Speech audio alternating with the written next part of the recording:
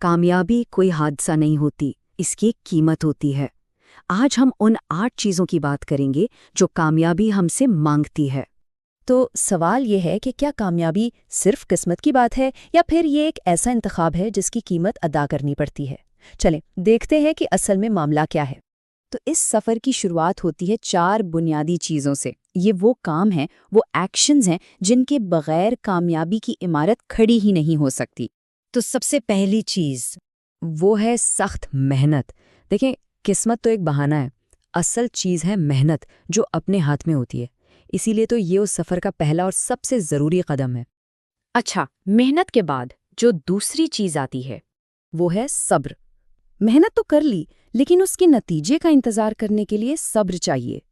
एक बात याद रखने वाली है, अगर सब्र हाथ से गया तो समझें जंग हार गए। जल्दी करना अक्सर कामयाबी के रास्ते का सबसे बड़ा पत्थर बन जाता है। और अब आती है तीसरी डिमांड जो वाकई एक कीमत मांगती है, कुर्बानी। ये बात बहुत गहरी है। अगर जो चीज़ चाहिए उसके लिए कुछ कुर्बान नहीं किया ना, तो फिर वही चीज़ कुर्बान हो जाती है जो हमें चाहिए थी। सीधी सी बात है, कुछ पाने के लिए कुछ तो खोना ही पड़ता है।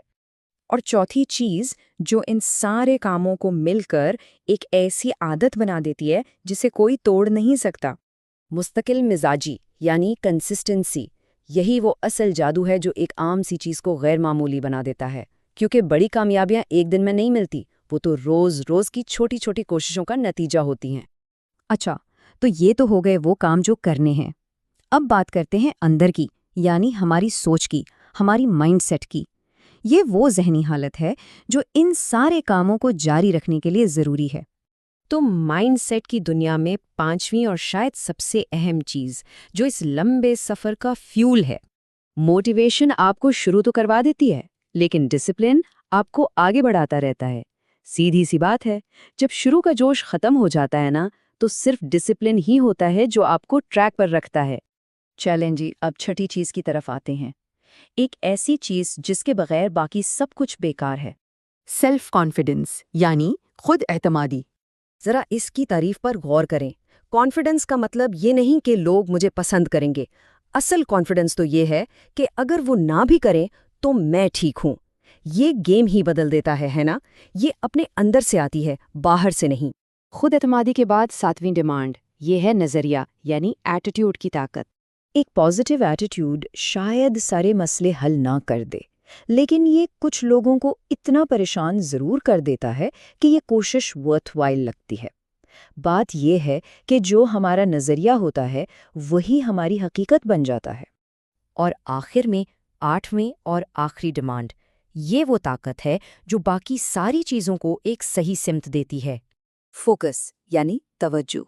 अपनी मंजिल पर फोकस करें, रास्ते की मुश्किलों पर नहीं, क्योंकि फोकस ही वो चीज़ है जो हमारी सारी एनर्जी को मसाइल पर ज़ाया होने से बचाकर सीधा टारगेट की तरफ लगाती है।